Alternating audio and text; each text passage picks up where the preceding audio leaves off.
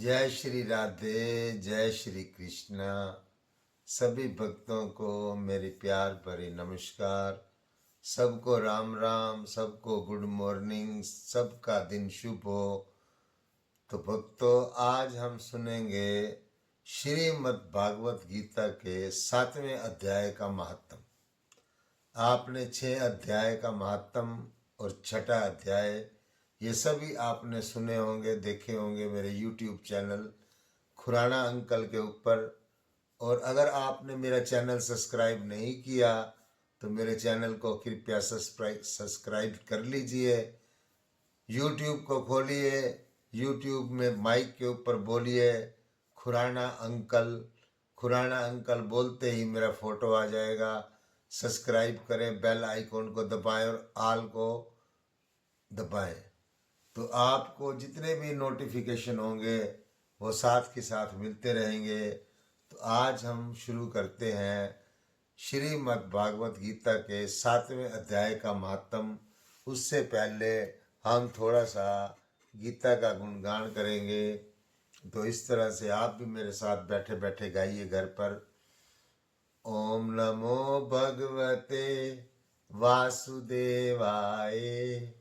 ओम नमो भगवते वासुदेवाय। ओम नमो भगवते वासुदेवाय। ओम नमो भगवते वासुदेवाय। वासुदेवाय कृष्णदेवाय। वासुदेवाय कृष्णदेवाय। ओम नमो भगवते वासुदेवाय। ओम नमो भगवते वासुदेवाय। तो आज हम शुरू करते हैं श्रीमद् भागवत गीता के 7वें अध्याय का महात्म। आप ध्यान से सुनना। गीता सुनने से आदमी का मन पवित्र हो जाता है। घर के अंदर कोई कलह कलेश वगैरह हो तो वो भी दूर हो जाता है। घर के अंदर पॉजिटिविटी आती है, शांति मिलती है मन को, और आप दिन दुगनी रात चौगनी तरक्की करते हो। तो शुरू करते हैं हम गीता के 7वें अध्याय का महात्म। इसके अंदर भगवान शिव क्या कहते हैं?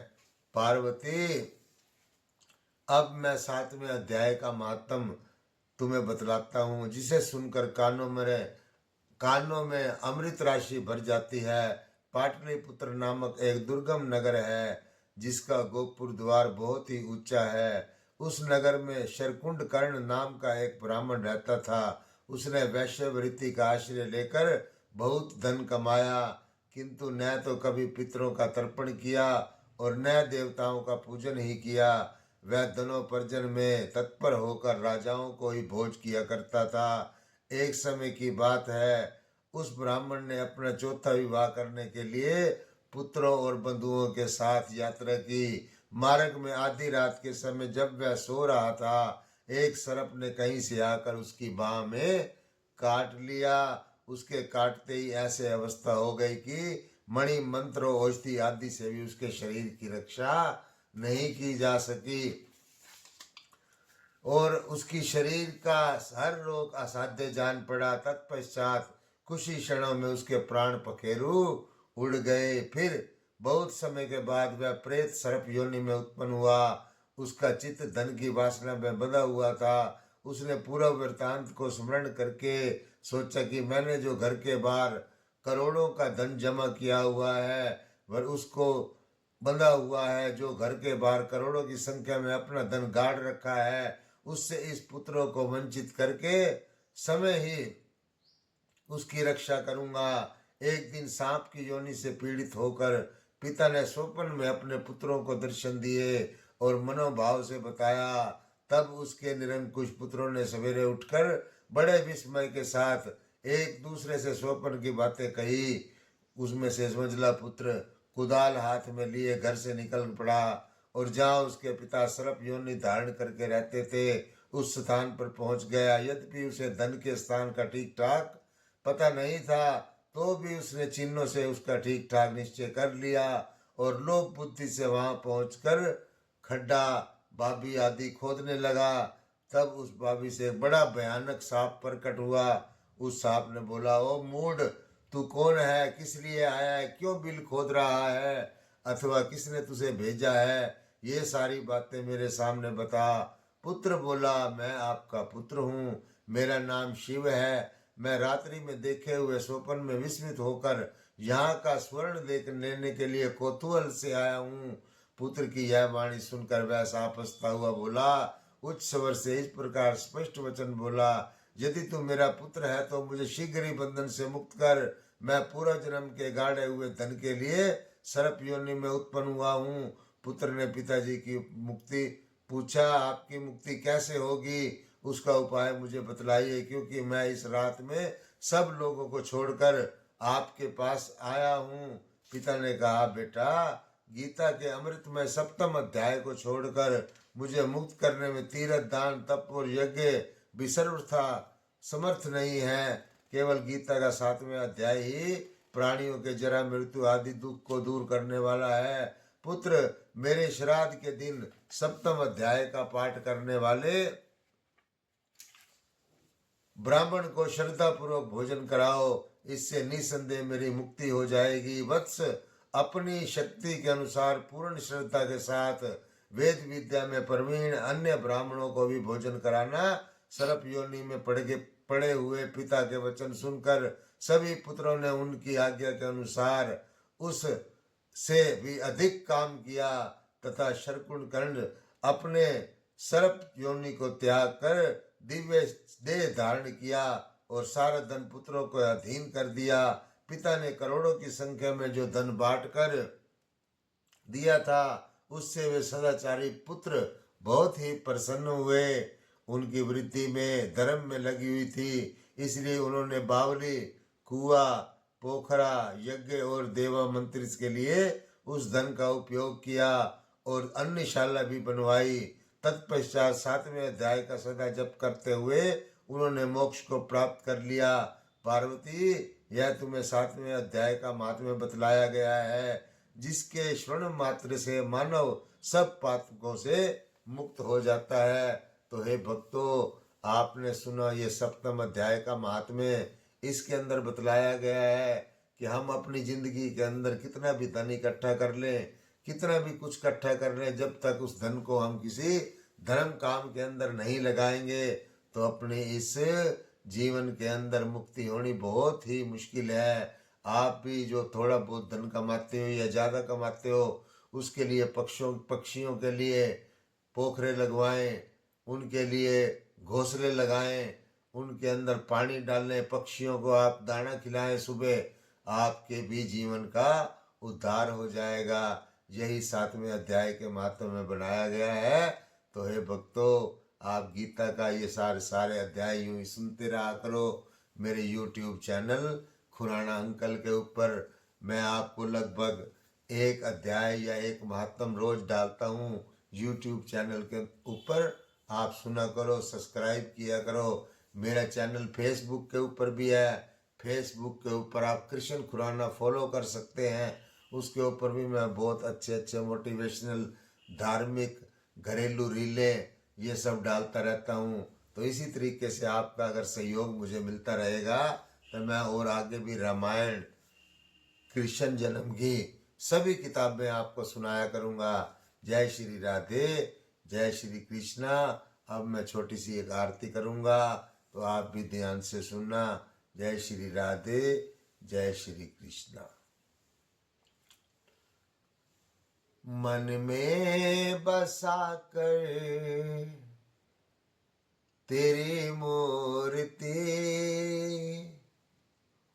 उतारूं मैं गिरधर तेरी आरती। मन में बसा कर तेरी मूर्ति उतारूं मैं गिरधर तेरी आरती। करुण करो कष्ट हरो ज्ञान दो भगवन, नाव मेरे बीच अड़े तार दो भगवन। करुण करो कष्ट हरो ज्ञान दो भगवन, नाव मेरे बीच अड़े तार दो भगवन।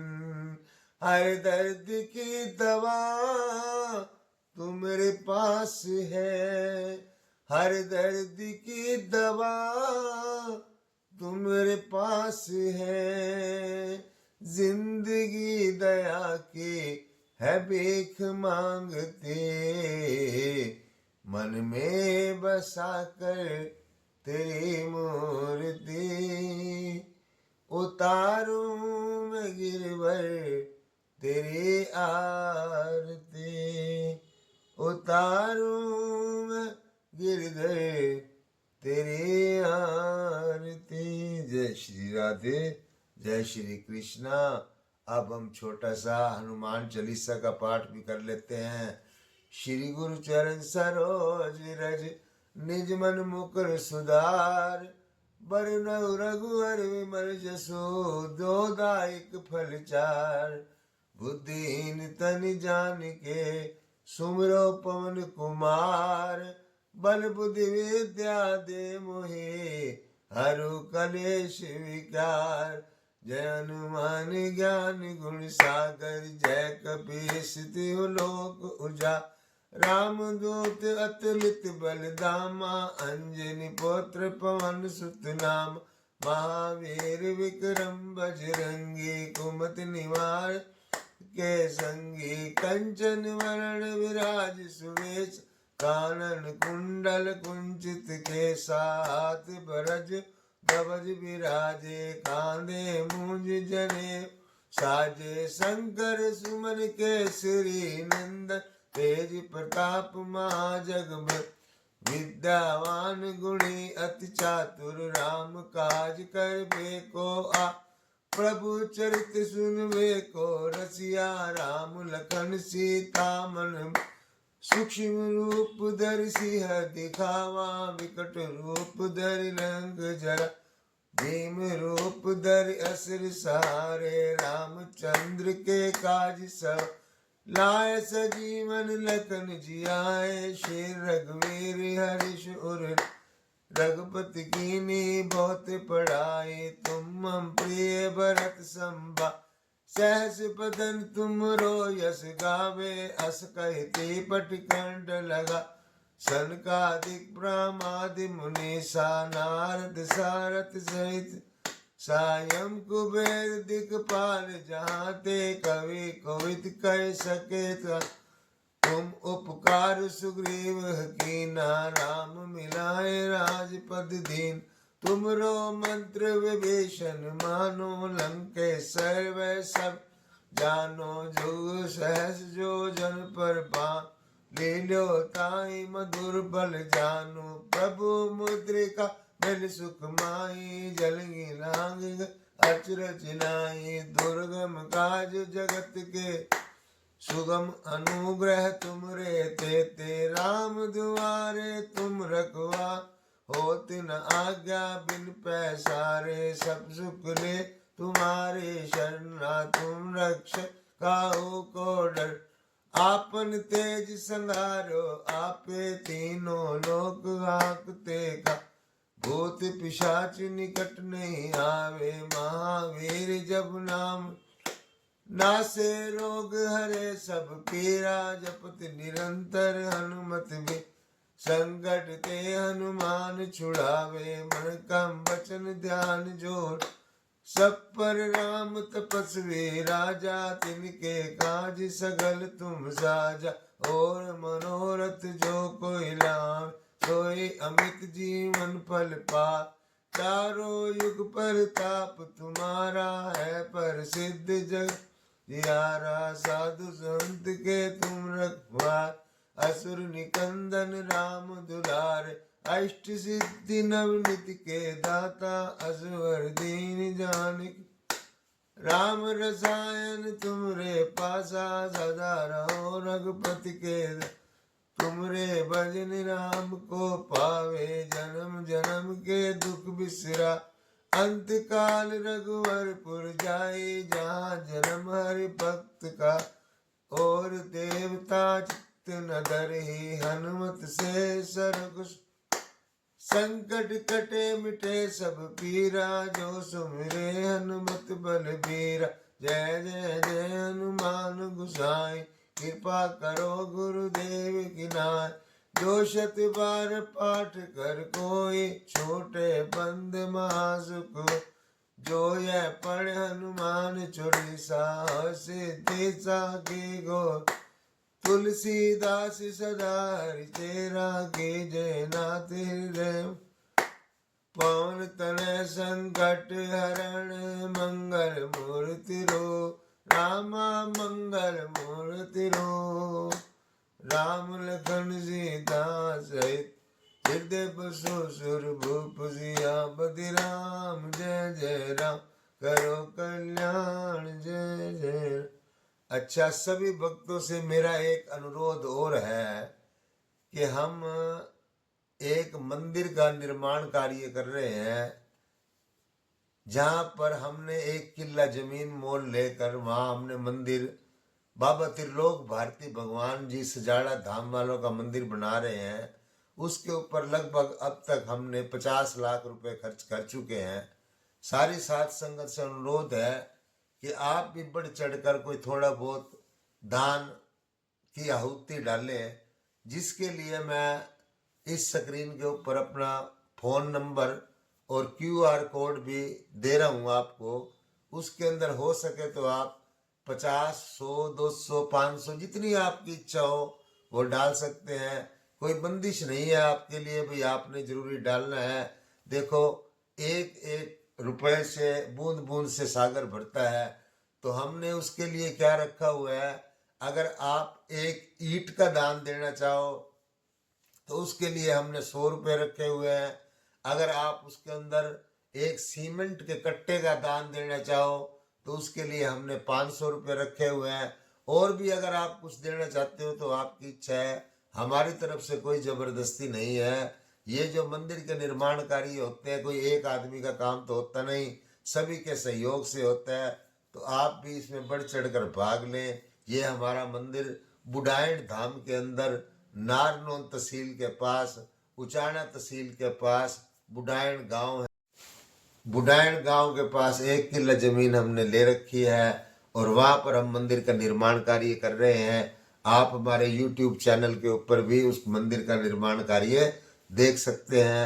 अब लगभग वहां पर 80% काम हो चुका है। हो सके तो आप भी थोड़ा बहुत दान राशि दीजिए। आपका बहुत बहुत धन्यवाद। जय श्री राधे, जय श्री कृष्णा, जय बाबा जी की, जय बाबा त्रिलोक भारती भगवान की जय। जय श्री राधे।